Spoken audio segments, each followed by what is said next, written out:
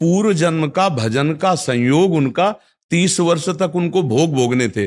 30 वर्ष के बाद फिर पलटा मारेगा जीवन और वो महान भक्त बन जाएंगे।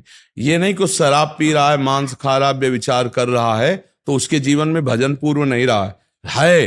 अब जिस दिन पलटा मारेगा, किसी संत की वाणी जैसे चिंगारी है और फूस रखा हुआ है, ज्वाला बन गई थी चिंगारी, उसके जीवन शिकार सब करते थे लेकिन थोड़ा सा परिवर्तन हुआ, महाभागवत बन गए। तो इसका मतलब इस जन्म का नहीं था, पूर्व जन्म का उनका वो भोग विलासिता भी थी और पूर्व जन्म का भजन भी था। और जब भजन का समय आया तो भोग विलासिता मिटिया मिट हो गई और महापुरुष बन गए।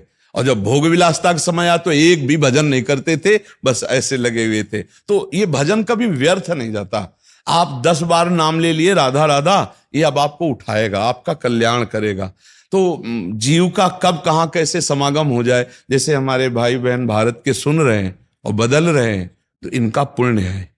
इसीलिए हम कहते हैं तुम्हारा धन्यवाद हमारा नहीं, आपका धन्यवाद। अगर आप हमारी बात ना माने तो हमारी बात का महत्व क्या होगा। आपने बात को पकड़ा, आपने बात को माना, तो आपके जीवन का परिवर्तन हुआ, तो आपको धन्यवाद। बिल्कुल बिल्कुल बिल्कुल।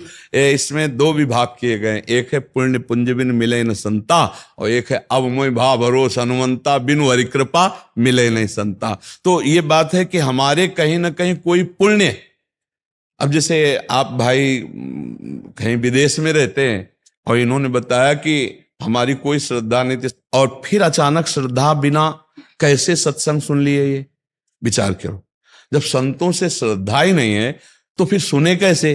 तो कहीं ना कहीं श्रद्धा थी, ये जान नहीं पा रहे थे, इनके अंदर श्रद्धा थी, पर इनकी श्रद्धा को जागृत करने की जरूरत थी, फू मारने की, चिंगारी थी, तभी पकड़ लिया। देखो आज वृंदावन में संत समागम में बैठे, ऐसा नहीं कि ये नास्तिक थे, ऐसा नहीं कि ये दुष्ट थे, श्रद्धा थी पर वो दबी हुई थी।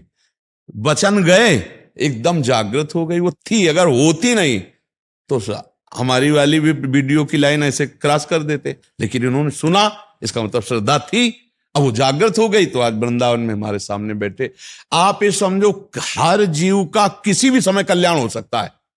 भगवान की कृपा कभी भी ऐसा ठोकर लगा सकती है, ऐसा संयोग बना सकती कि वो नीच से नीच आचरण करने वाला वो एक महापुरुष बन सकता है। देखो बिल्व मंगल जी चिंतामणि वैश्या में कितना आसक्त थे, ठोकर लगी और महात्मा बिल्व मंगलाचार्य बन गए, नहीं बन गए।